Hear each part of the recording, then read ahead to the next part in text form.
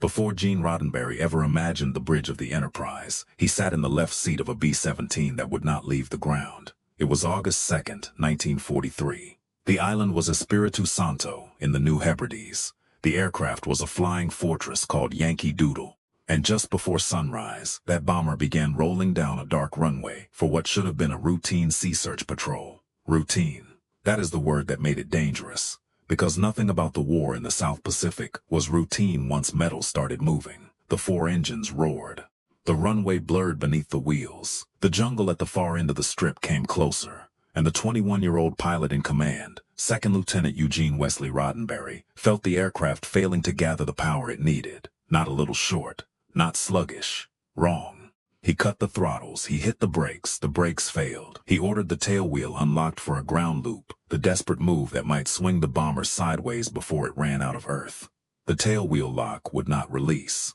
The B-17 overran the runway by roughly 500 feet, tore into the jungle, and struck a line of hidden tree stumps. The nose section collapsed. The bomber caught fire. 8 men escaped. 2 did not. Technical Sergeant John P. Kruger, the bombardier, died in the crushed nose. Lieutenant Talbert H. Woolham, the navigator everyone called Shorty, died there with him.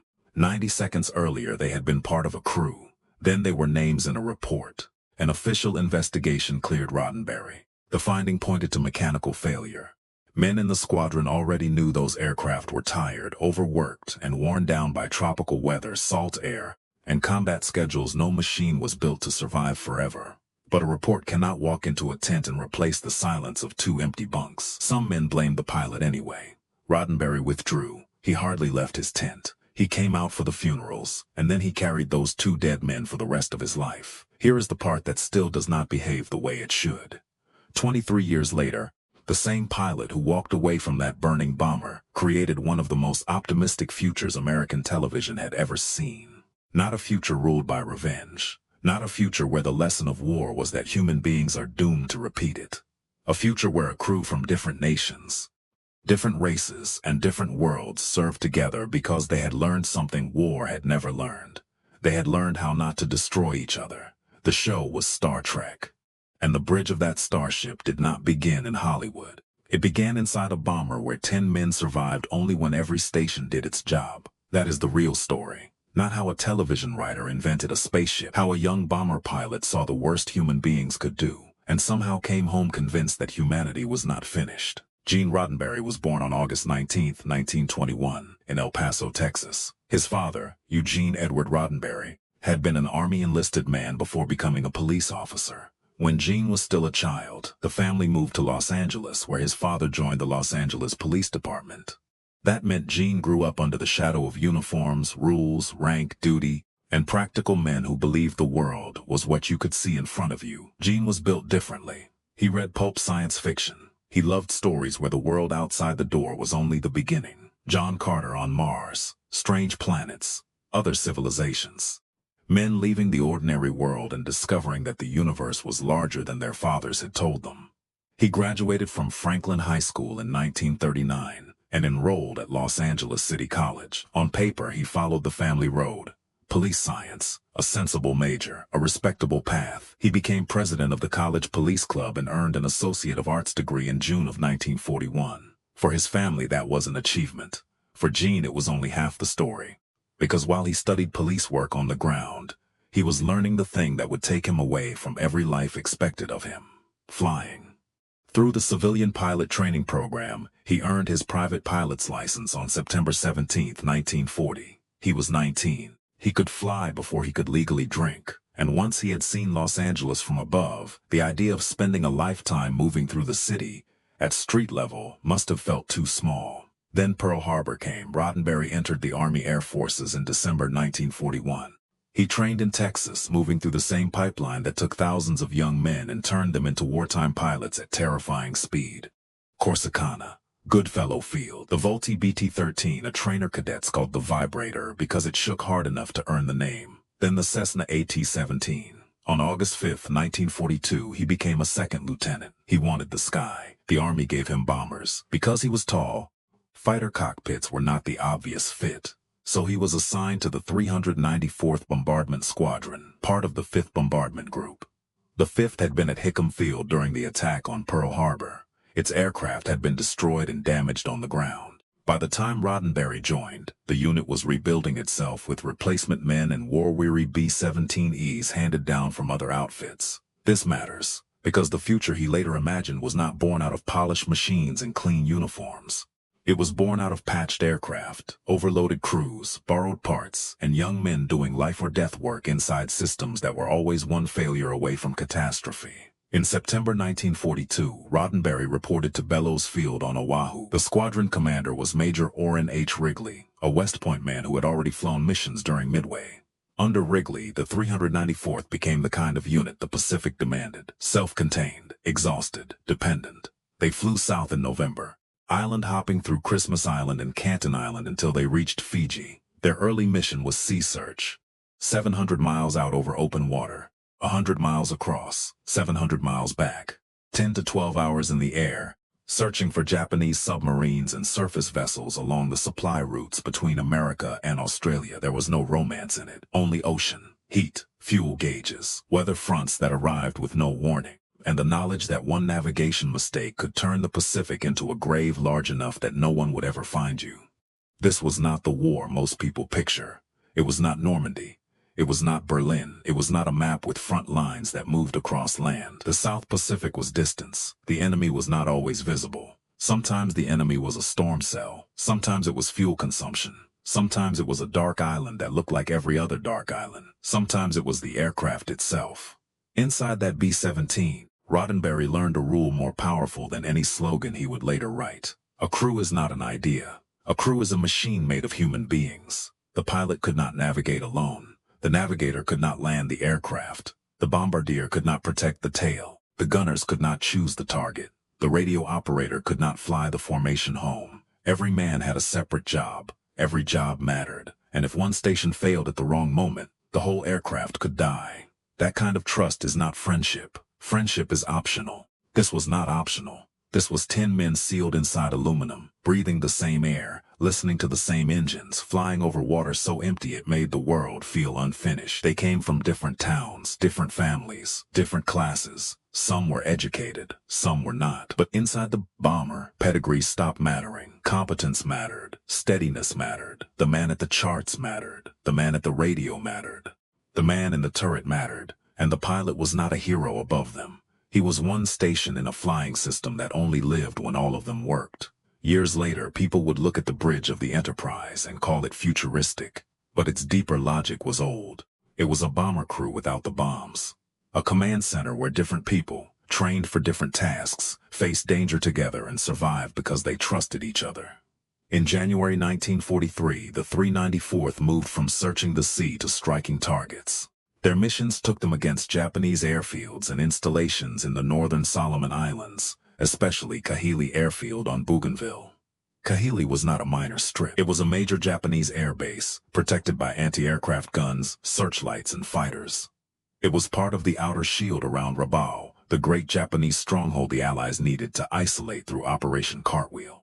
To the men in Roddenberry's squadron, that grand strategy became something much simpler. Fly for hours over water, reach a defended island, hold steady through flak, drop the bombs, turn back, hope the aircraft still had enough engine, fuel, and luck to find home. The B-17s often flew in small formations, 4 aircraft, 6 aircraft, 8 if fortune was generous, no fighter escort. At night, Japanese fighters could see the exhaust flame from a bomber before the gunners could see the fighter. Searchlights could catch an aircraft and hold it in white glare while every gun on the ground adjusted.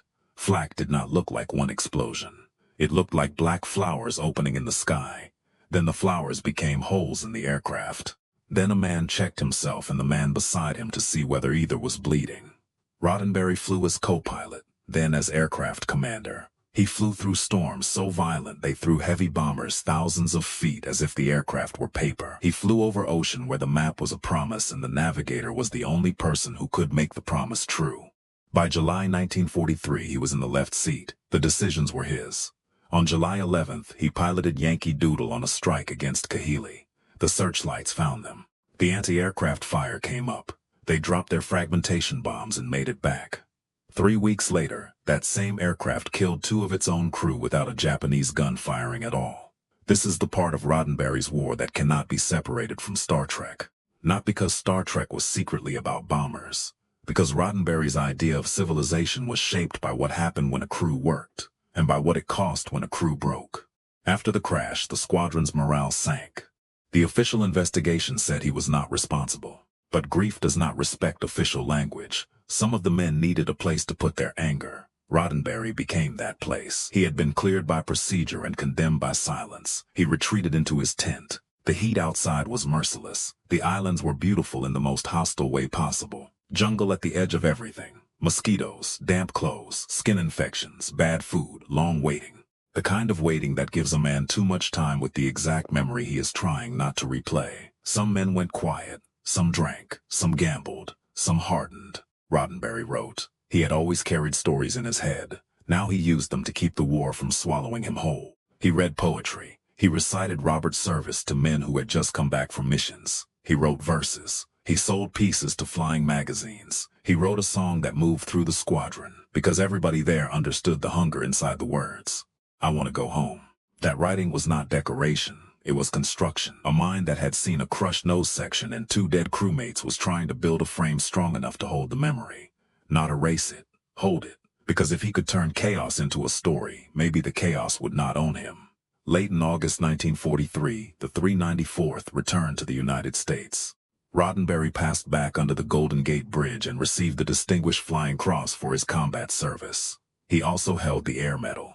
By his own count, he had flown 89 combat missions. The exact number would be debated. The damage was not. He had gone to war as a young pilot. He came back at 22 having dropped bombs, survived enemy fire, survived a fatal crash, and buried men under his command. For many veterans, the only way forward was silence. They came home, took off the uniform, and placed the war somewhere the family could not reach.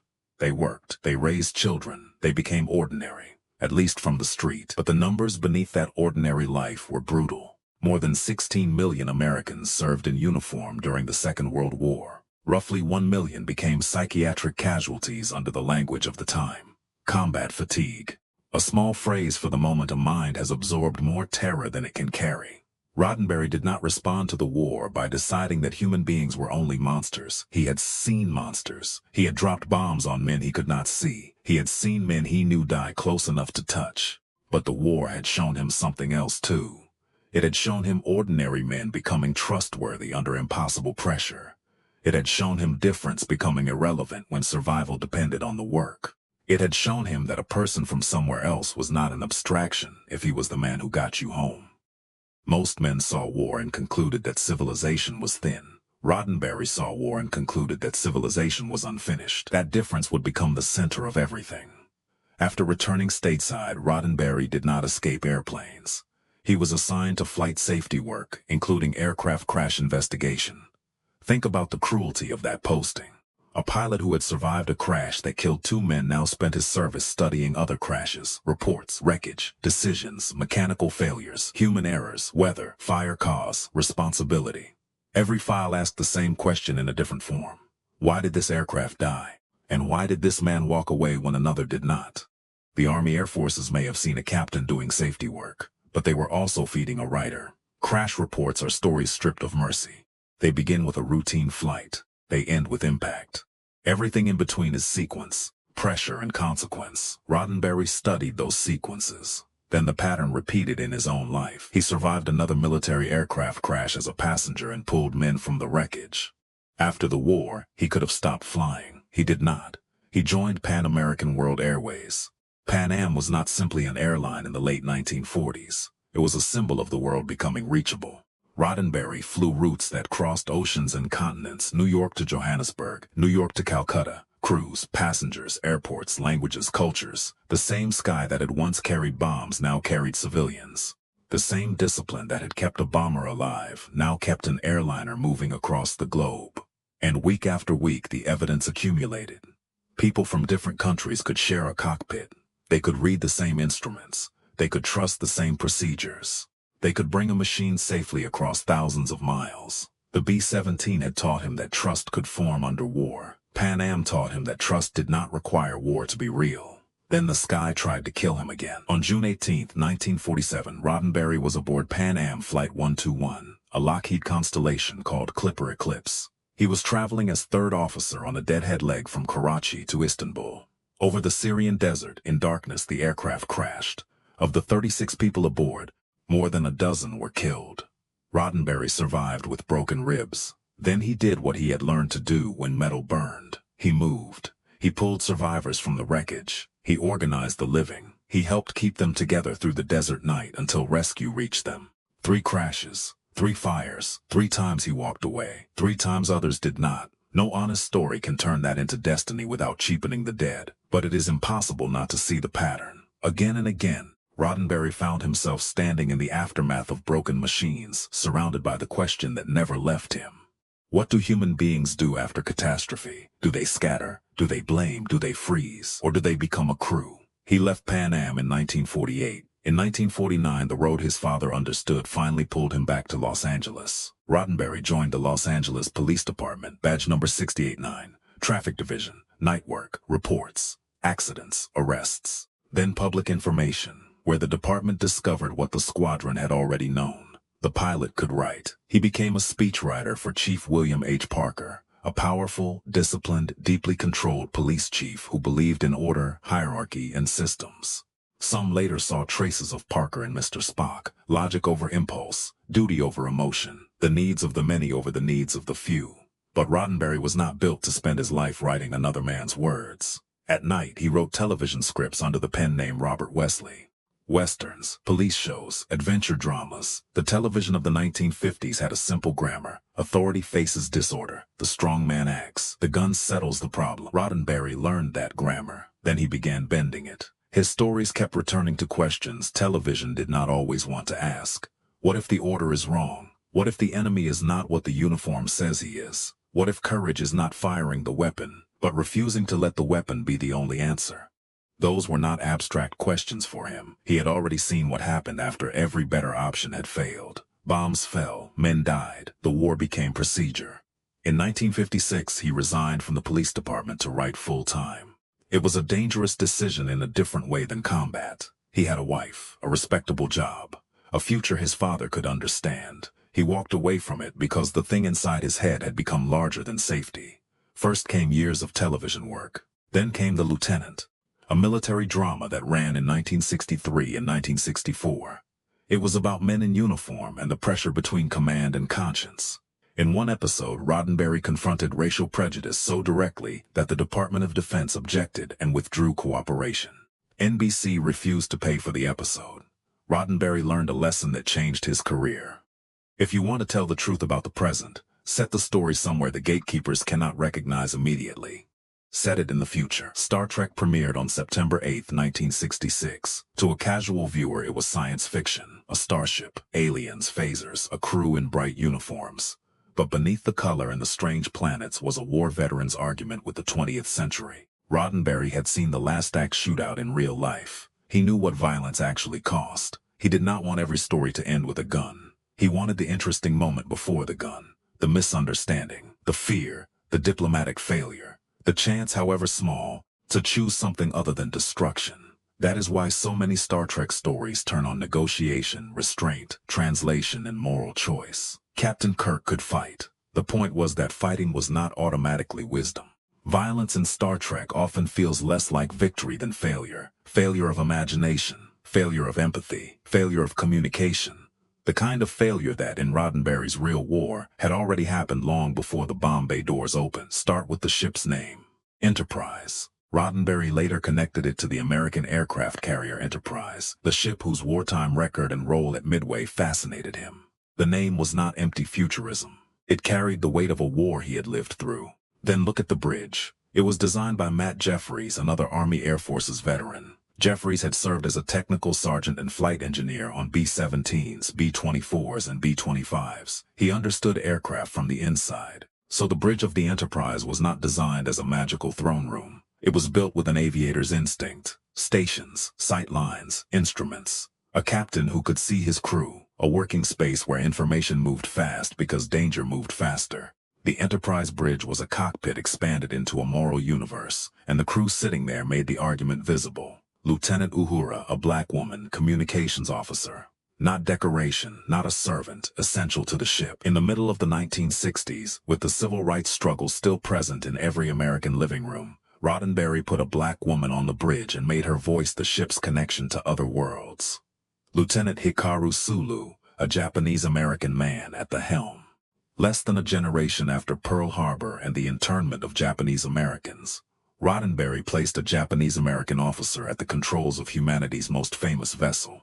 He did not stop the episode to justify it. He did not ask permission from the audience. Sulu belonged there because the future Roddenberry believed in had already outgrown the prejudice that would question him. Then Pavel Chekhov, a Russian navigator, arrived on the bridge in the Cold War. While American children practiced nuclear drills under school desks, Roddenberry put a Russian young man inside the family. Not as a villain, as crew. That was not naive, it was defiant. It was a bomber pilot saying that survival depends on the station being manned by the person who can do the job. The accent is not the issue. The flag is not the issue. The work is the issue. The trust is the issue. Even one of Star Trek's most famous names came from a wound the war never closed. Khan Noonien Singh carried a name Roddenberry associated with a man he had known from wartime service, a lost friend he hoped might recognize the name and reach out. The call was never answered. Years later, Roddenberry used a variation again for Dr. Noonien's song in The Next Generation. A writer can invent names. This was different. This was a man leaving a marker in the future for someone the past had taken away. The set itself was filled with men shaped by war. James Doohan, who played Scotty, had landed on Juno Beach on D-Day and was wounded by friendly fire. DeForest Kelley had served in the Army Air Forces. Matt Jeffries brought aircraft logic into the walls of the ship. Star Trek did not become peaceful because it was made by people who knew nothing about war. It reached for peace because so many of them knew exactly what war was. Roddenberry once explained the logic plainly. Using different races on the ship did not seem strange to him. He had been in the Air Force. He had traveled to foreign countries. He had seen that people from elsewhere handled themselves mentally as well as anyone else. That sentence is quiet, but it unlocks the whole show. This was not theory for him. He had not learned human equality only from books or speeches. He had learned it through dependency. A navigator either found the island or he did not. A radio operator either reached help or he did not. A gunner either saw the fighter or he did not. A crew member's worth was not measured by the fears civilians carried on the ground. It was measured by whether he could help bring everyone home.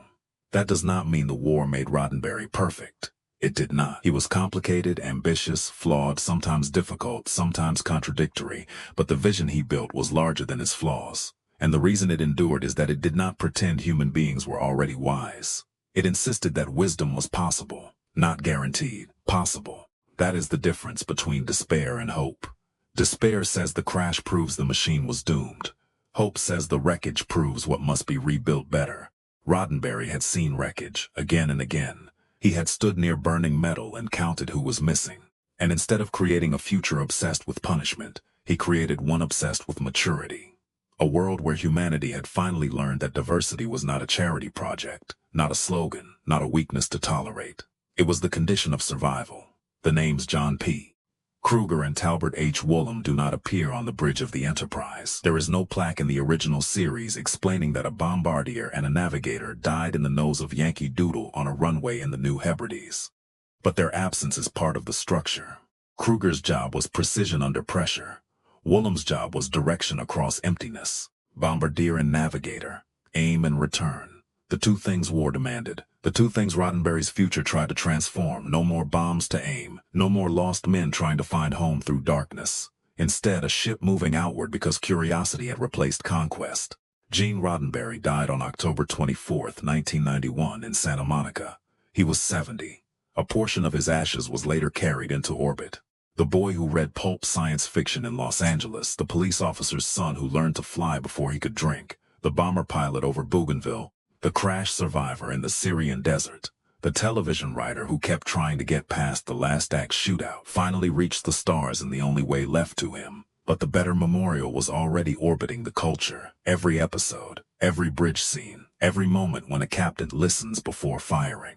Every time an officer from a background the 20th century distrusted becomes indispensable to the mission. Every time Star Trek tells the audience that the future is not a place we receive. It is a place we earn. The B-17 did not get off the ground that morning. The jungle took the nose. The fire came. 2 men died, and the pilot who survived could have spent the rest of his life proving that the universe was cruel. Instead, he built a future where cruelty was not the final evidence. He took the cockpit lesson and made it cosmic. The pilot matters. The navigator matters. The engineer matters. The voice of communications matters. The person from the country you were told to fear matters. The person your society tried to dismiss matters, because the ship does not move on one man's courage. It moves when the crew trusts every station. Gene Roddenberry did not come home from war believing humanity was safe. He came home believing humanity was unfinished, and Star Trek was the proof he left behind. Not that we had already become better, but that someday, if we learned how to become a crew, we could.